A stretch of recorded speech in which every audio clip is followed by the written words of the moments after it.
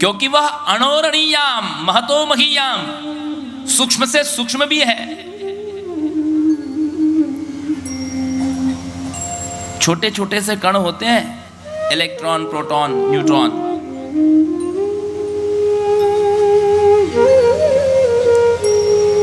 Atom कितना छोटा particle है, आप आंखों से नहीं देख सकते, इतना छोटा पार्टिकल है, और कितना बड़ा बम विस्फोट होता है उससे, उसको एटॉम बम कहते हैं।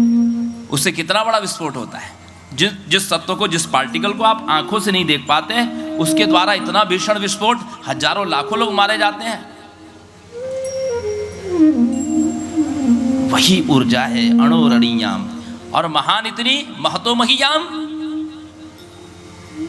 इतनी महान कि जिसके एक एक रोमकूप में अनेक अनेक ब्रह्मांड है। महतो महीयाम, कल्पना ही नहीं कर सकते कि कितनी बड़ी है वो, कितनी विशाल है। पृथ्वी तो बहुत छोटा सा एक उसका अंश है। पृथ्वी जैसे लाखों लाखों ग्रह एक दूध गंगा, जिसको मिल्की वे गैलेक्सी कहते हैं, और ऐसी करोड़ों दूध गंगाएं, आकाश गंगाएं एक ब्रह्मांड के अंदर, और ऐसे अनेकानेक ब्रह्मांड उसके एक एक रोमकूप में है।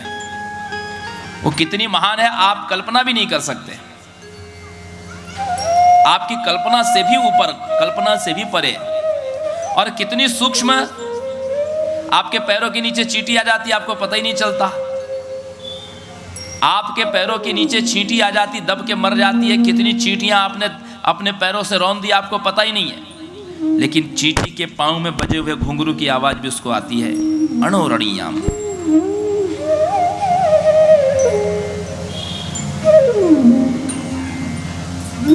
उसी ऊर्जा ने देवताओं पर अनुग्रह करने के लिए, संसार को अपना स्मरण कराने के लिए, अपनी पूजा कराने के लिए, अपने से जोड़ने के लिए, हम माँ को जाने, हम माँ को पूजें। यदि माँ ने यह विग्रह धारण नहीं किया होता सज्जनों माताओं, तो क्या माँ की करुणा का आप दर्शन कर पाते? उसकी वात्सल्यता का दर्शन आप कर पाते? जब वो आपके लिए कल्याण के लिए आती है, जब वो रूप धारण करके आती है, जैसी इच्छा होती है। अभी आपने देखा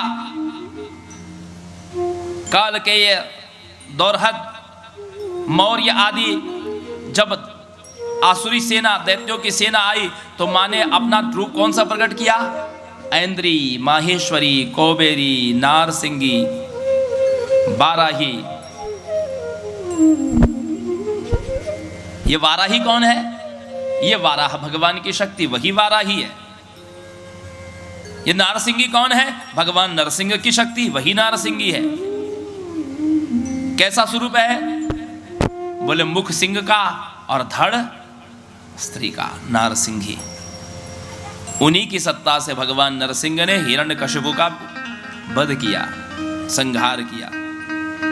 ये नारसिंगी ना हो नरसिंह भगवान के अंदर, तो भगवान नरसिंह शव है। शिव के अंदर शक्ति नहीं, तो शिव जी शव है।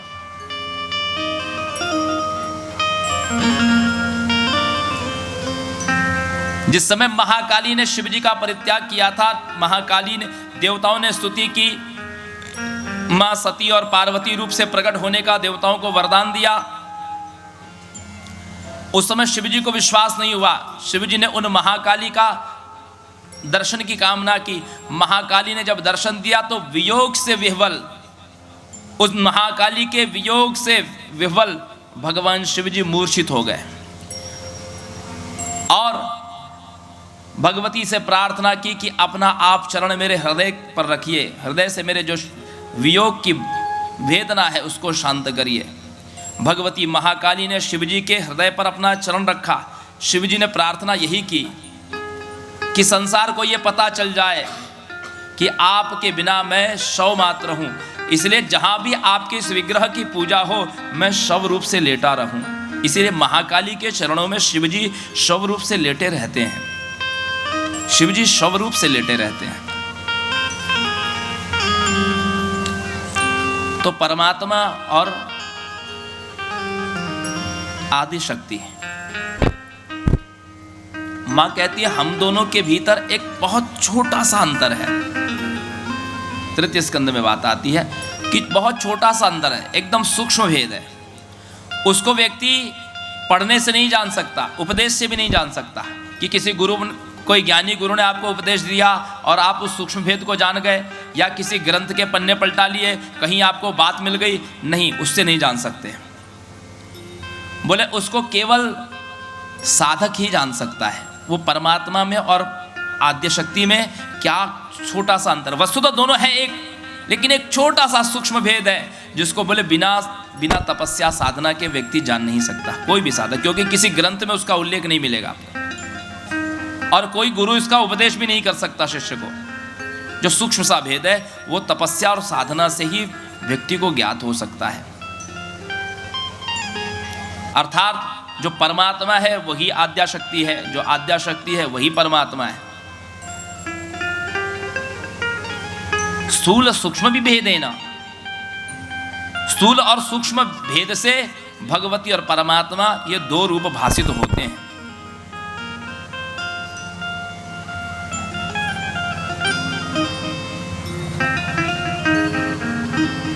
तो जो परमात्मा है वही पराशक्ति है। जैसे ये पंखा चल रहा है, अब आप बताइए ये पंखा क्यों चल रहा है? क्योंकि इसमें विद्युत शक्ति है। विद्युत शक्ति के बगैर ये पंखा घूम नहीं सकता, आपको हवा नहीं दे सकता। ये लाइट जल रही है, बिना विद्युत ऊर्जा के ये लाइट आपको प्रकाश नहीं दे सकती।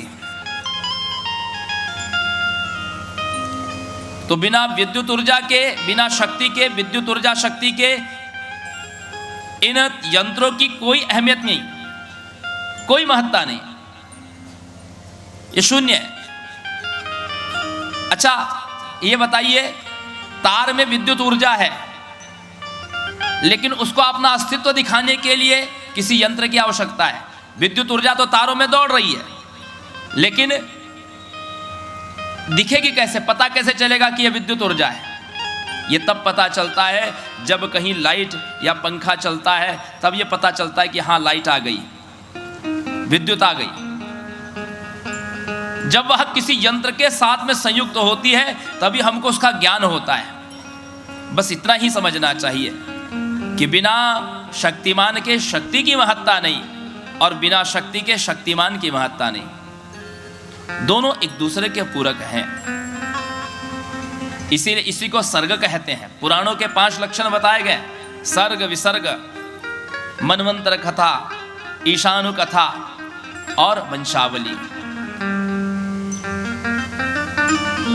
ये जो कहे जाते हैं, सर्ग का अर्थ यही होता है माताओं सज्जनों, सर्ग का यही अर्थ है कि भगवती जब निर्गुण से सगुण होती है तो ब्रह्मा विष्णु शिव की उत्पत्ति करके उनको अपनी त्रिगुणात्मिका शक्ति महाकाली, महालक्ष्मी, महासरस्वती, ये 3 शक्तियां प्रदान करती है और सगुण सृष्टि का विस्तार होता है। इसी को सर्ग कहते हैं।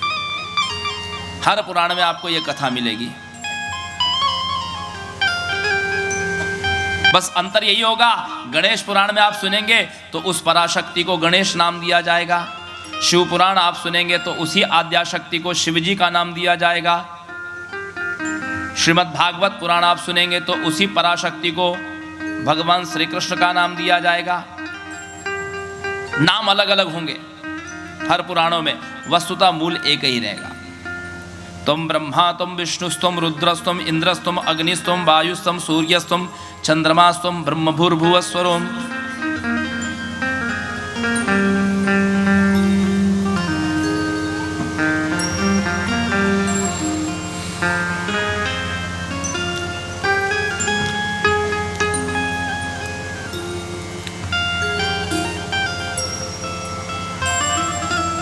अभी हमारे विप्र बोल रहे थे, वेद स्तुति बोल रहे थे,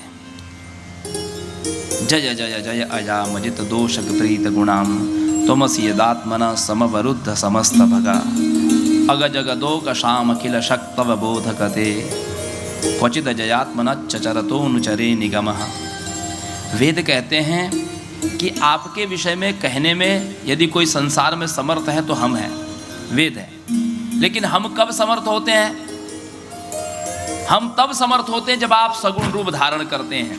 जब आप, हे ईश्वर, हे परमात्मा, जब आप सगुण रूप धारण करते हैं, तब हम आपके विषय में कुछ कहने में समर्थ होते हैं। लेकिन वेद में तो कहीं भी भगवान का मंत्र है ही नहीं। वेदों में तो देवताओं की स्तुति की गई है। वेद में आद्या शक्ति की स्तुति कहाँ है? वेद में इंद्र की है, अग्नि की है, यम की है, वरुण की है, कुबेर की है। बोले इसलिए कि जैसे सोने के अलग अलग आभूषण होते हैं, हाथों के कंगन है, कान की बालियां हैं, माथे का टीका है, गले का हार है, और सारे आभूषणों को यदि आपने तोड़ करके गला दिया तो क्या बनेगा? क्या बचेगा? सुवर्ण ही बचेगा। उसी प्रकार आप अनेक अलग अलग देवताओं की पूजा करिए, लेकिन सर्वदेवमयो अहम, समस्त देवताओं की शक्ति से ही उस पराशक्ति का प्रादुर्भाव हुआ। इसलिए आप किसी भी देवता की स्तुति करिए, वो भगवती की ही स्तुति होती है। प्रतिदिन यहाँ पर अलग अलग यजमान पूजा करते हैं माँ की वेदियों में। वेदियों में पूजा होता है तो नवग्रह है, फिर वास्तु मंडल है, फिर क्षेत्रपाल मंडल है, सर्वतोभद्र मंडल है, चतुष्कष्ट योगिनी है, नवग्रह देवता है, उनके अधिदेवता प्रत्यादि देवता है, उसमें पंचलोकपाल, दिक्पाल आदि हैं। तो इतनी सारी पूजा करते हैं और वही उपचार करते हैं। नवग्रह की पूजा करेंगे, वही षोडशोपचार। सर्वतोभद्र मंडल की पूजा करेंगे, वही पंचामृत स्नान, वही गंध चंदन, वही धूप दीप नैवेद्य, वही आरती, वही पुष्पांजलि। मंत्र भले बदल बदल के बोलेंगे, लेकिन उपचार वही रहेंगे। बार बार उसी रूप में पूजा कर रहे हैं। वो पूजा किसकी हो रही है?